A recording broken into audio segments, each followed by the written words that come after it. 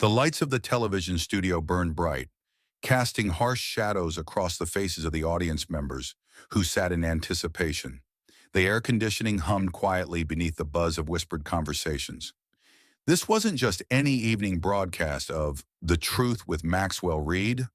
Tonight's guest was a Hollywood legend. Maxwell Reed adjusted his designer tie and flashed a practiced smile at his production assistant. At 42, he had built his career on being the fearless interviewer who could make anyone squirm under the spotlight. Politicians, celebrities, business tycoons, they'd all faced his particular brand of intellectual dissection. His viewers loved it. His guests, not so much. 2 minutes till we're live, called the floor director, holding up two fingers. Maxwell nodded, scanning his notes one last time. Tonight was going to be special. Clint Eastwood, 92 years old and still directing films, had agreed to come on his show, a rare appearance for the notoriously private icon. Maxwell had prepared a series of questions designed to corner the legendary actor and filmmaker, to expose him as a relic of a bygone era. "This is going to be good television," he muttered to himself, straightening his posture as the makeup artist made a final touch to his forehead. And it would be good television, just not the kind Maxwell was expecting. At exactly 8 p.m., the studio lights brightened, cameras swiveled into position, and Maxwell's theme music faded as he faced the main camera with his signature intense stare. "Good evening, America. I'm Maxwell Reed, and this is The Truth." Tonight we have a special guest, a man who has defined American cinema for decades, whose characters have shaped our cultural understanding of masculinity, justice, and power. Please welcome Mr. Clint Eastwood. The audience applauded as Clint Eastwood walked onto the set. Despite his age, he moved with purpose, his tall frame still commanding respect. He wore a simple blue shirt and blazer, no tie, no pretense. His face, weathered by time and California sun, remained impassive as he shook Maxwell's hand and sat in the guest chair. "Mr. Eastwood, thank you for joining us tonight," Maxwell began, flashing his camera-ready smile. "It's not often we get to speak with someone who's witnessed so much of Hollywood's evolution." Clint nodded, his eyes steady. "Happy to be here." Maxwell leaned forward slightly, establishing his dominance of the conversation. "Let's dive right in. Your films, particularly your earlier works, have been criticized in recent years for promoting what many would call a narrow, even harmful view of masculinity. Men who solve problems with violence, who repress emotion, who dominate rather than collaborate. Looking back, do you regret contributing to those stereotypes?" The audience tensed at the directness of the question. This was Maxwell's signature move. Start with a punch, knock them off balance. Clint's expression didn't change. He took his time, the silence stretching just long enough to be uncomfortable, before responding in his characteristic, gravelly voice. "You know, Maxwell, it's interesting how people watch a film and think they understand the message." His tone was measured, controlled. "My characters weren't heroes because they were violent.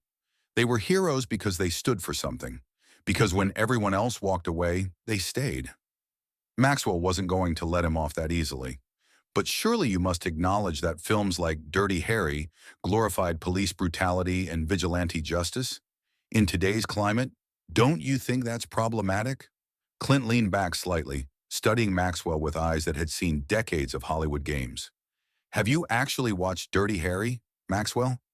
Maxwell faltered for just a moment. "Of course I have." "Then you'd know Harry Callahan wasn't fighting criminals because he enjoyed violence.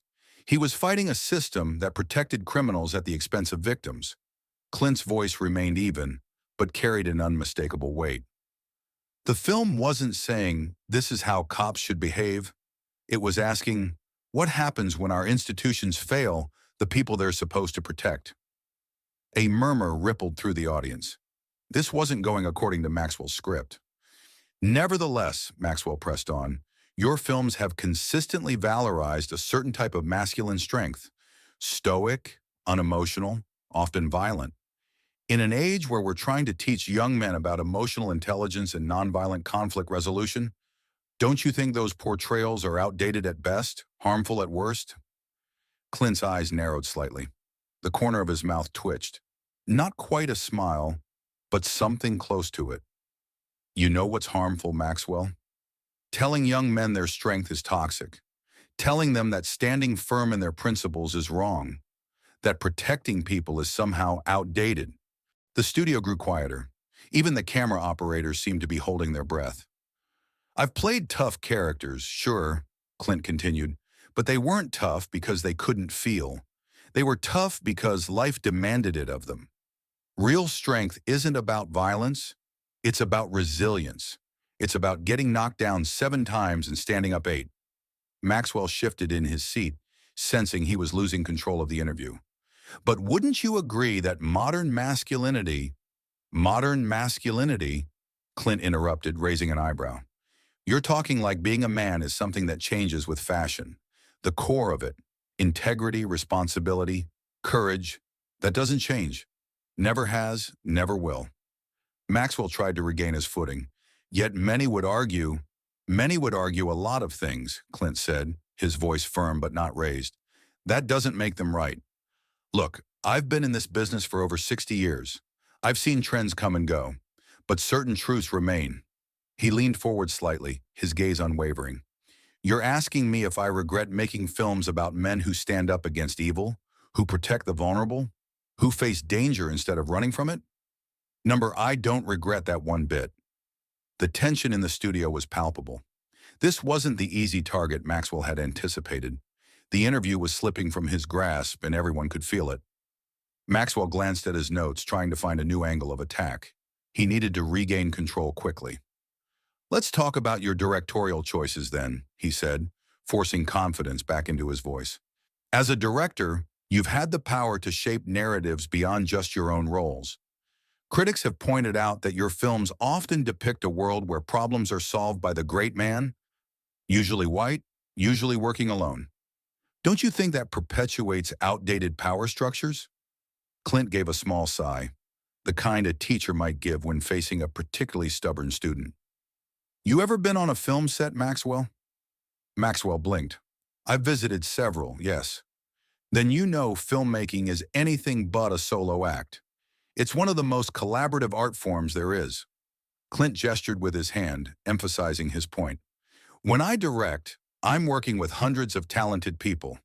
Men, women, all backgrounds. My job isn't to be the great man. It's to bring out the best in everyone involved. He paused, letting that sink in before continuing. As for my stories, yes, they often focus on individuals. That's not because I think individuals solve everything. It's because stories need characters we can connect with. But if you actually watch my films, Million Dollar Baby, Gran Torino, Unforgiven, they're about flawed people grappling with their limitations, often learning they can't go it alone. Maxwell was beginning to sweat under the studio lights. This wasn't the first time he'd interviewed someone with media training, but Eastwood wasn't just deflecting, he was dismantling Maxwell's premises one by one. Yet many of your films, Maxwell persisted, particularly your westerns, romanticize a period of American history that was deeply problematic. A time of genocide against Native Americans, rampant racism, and lawlessness portrayed as freedom. The audience held their breath. This was the kind of hard-hitting question Maxwell built his reputation on. Clint didn't flinch. Instead, he looked thoughtful for a moment. History is complicated, Maxwell. Always has been. My westerns don't pretend the frontier was perfect. Far from it. Unforgiven is about the ugly truth behind the myths. The outlaw Josie Wales shows a man making peace with his former enemies. He straightened slightly in his chair. But you know what those films do show? People facing harsh realities with courage. Communities building something from nothing. That part of our history, the resilience, the determination, that's worth remembering, worth learning from. Maxwell's producer was making frantic gestures from behind the camera. This interview was not generating the viral gotcha moment they'd hoped for.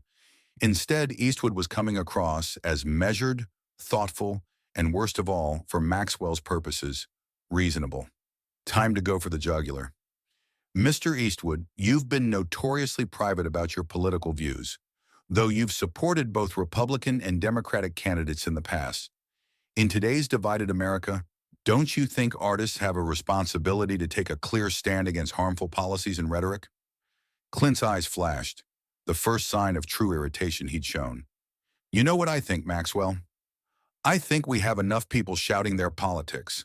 What we don't have enough of is people listening. The studio was dead silent now. I've voted for candidates from both parties over my lifetime. I've agreed and disagreed with policies from both sides. That doesn't make me wishy-washy. It makes me someone who thinks for himself instead of letting a party do my thinking for me. He leaned forward, his voice growing more intense. You want to know what I stand for? I stand for treating people with respect. I stand for personal responsibility. I stand for protecting the vulnerable. I stand for freedom. Not just the freedom to do whatever the hell you want, but the freedom that comes with being secure in your community, in your rights. Maxwell opened his mouth to interject, but Clint wasn't finished. And I stand against anyone, left or right, who tries to bully people into thinking exactly like they do.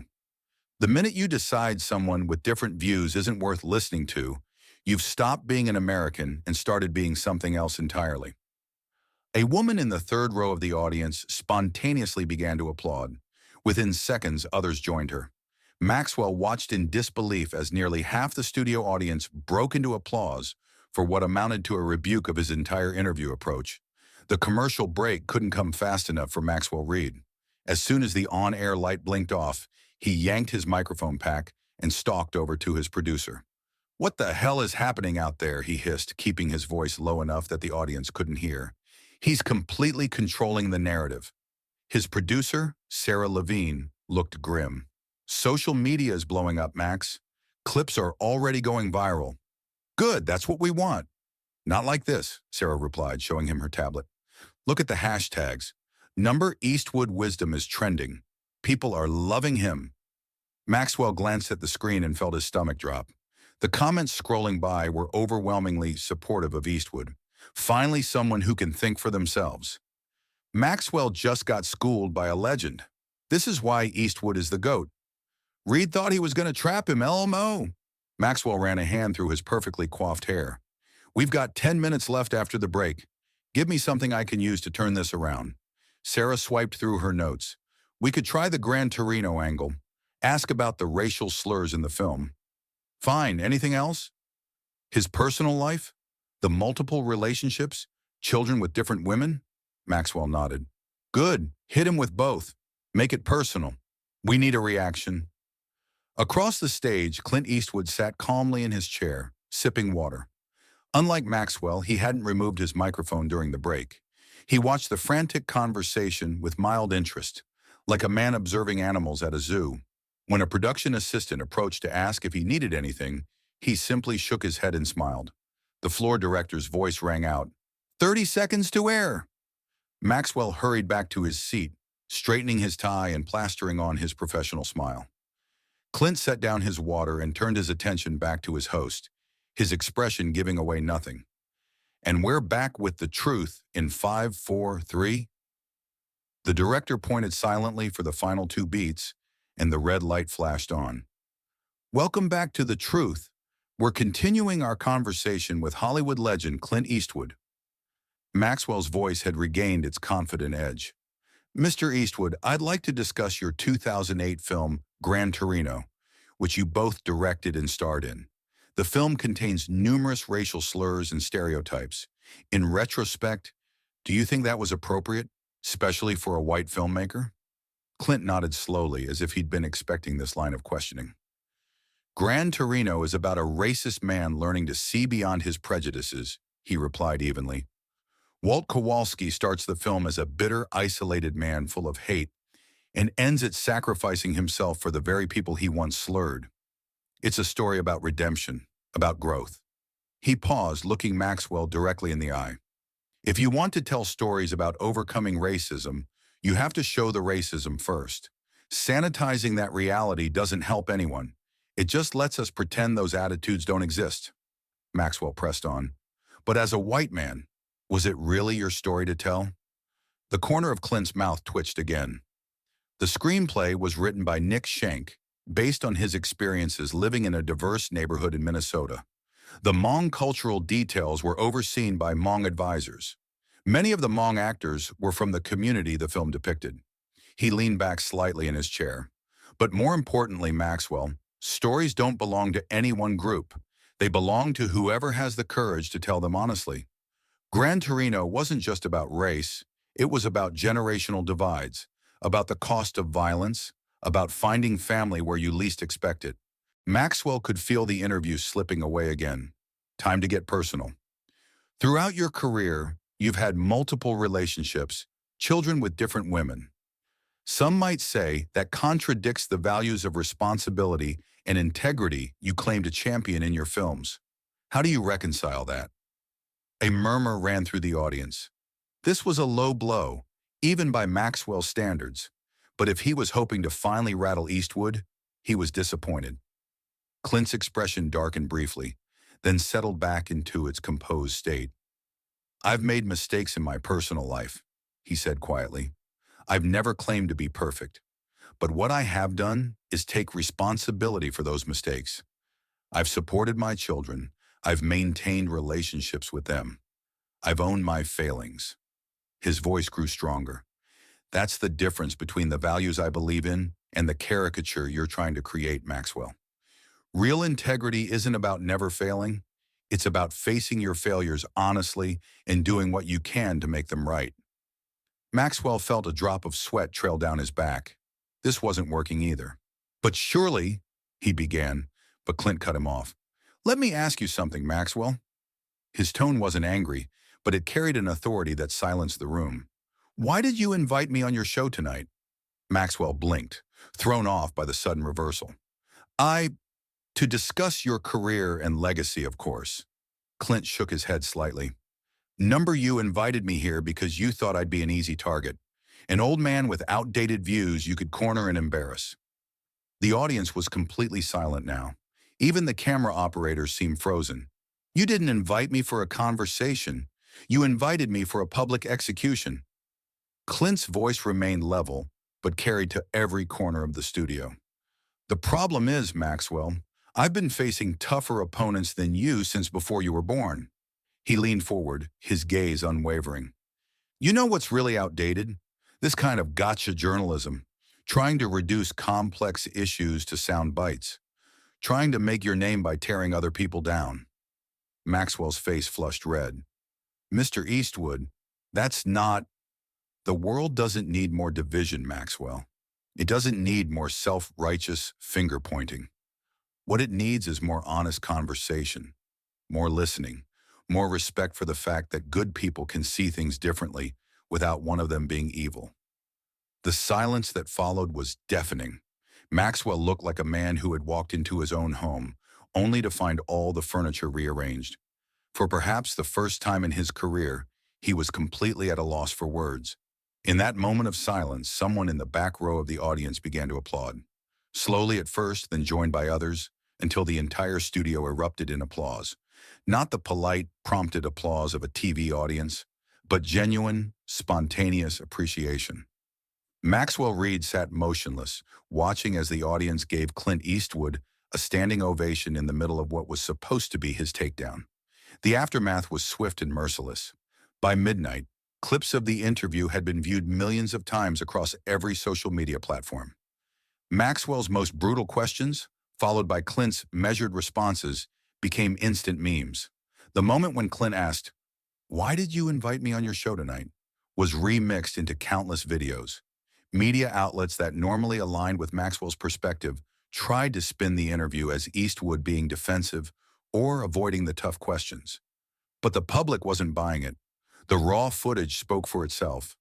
The Truth with Maxwell Reed saw its ratings plummet in the following weeks. Planned high-profile guests suddenly had scheduling conflicts. The network executives, sensing a shift in the winds, moved Maxwell's time slot and reduced his runtime. Meanwhile, streaming services reported a surge in viewership for Eastwood's films. Film critics published new analyses of his work, acknowledging its complexity beyond the simple stereotypes that had been assigned to it.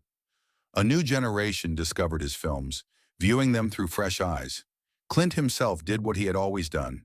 He went back to work. No victory laps, no gloating interviews about destroying Maxwell Reed. When asked about the interview at a film festival a month later, he simply shrugged and said, I just answered the questions honestly. As for Maxwell Reed, his star continued to fade. 6 months after the interview, his show was quietly canceled. He took a position at a smaller network with a much lower profile. Occasionally, when interviewing guests, he would catch them looking at him with a certain wariness in their eyes. The memory of what had happened with Eastwood still fresh in their minds. The interview had revealed something fundamental. In a world increasingly dominated by shouting and posturing, by gotcha moments and triggered outrage, there was still power in quiet strength, in standing your ground without losing your composure. Clint Eastwood hadn't destroyed Maxwell Reed with clever insults or raised voices. He had simply refused to be reduced to a caricature. He had insisted on being heard as a full human being, with all the complexity that entails. And in doing so, he had reminded America of something it was in danger of forgetting: that true strength isn't about dominating others. It's about knowing who you are and standing firm in that knowledge, even when the cameras are rolling and the knives are out. Because at the end of the day, as Clint might say, it's not about how loudly you speak. It's about having something worth saying. 3 years later, a film student interviewed Maxwell Reed for a documentary about the changing landscape of media. The former host, now teaching communications at a small college, had gained both weight and humility since his encounter with Eastwood. Looking back, he admitted, the camera capturing the shadows under his eyes, "I went into that interview with my mind already made up. I wasn't listening. I was just waiting for my chance to speak." He paused, considering his words carefully. "Eastwood didn't destroy me that night. He gave me a lesson I needed to learn. It just took me a while to see it." The student nodded. "And what was that lesson?" Maxwell looked directly into the camera, a ghost of his old intensity flickering across his face. "That truth isn't something you ambush people with. It's something you search for together." He smiled wryly. Ironic, given what my show was called. As the interview concluded, the student asked one final question. "If you could go back and do that interview again, what would you do differently?" Maxwell thought for a long moment before answering. "I'd turn off the cameras," he said finally, "and I'd just talk to him, man to man, because I think I might have actually learned something."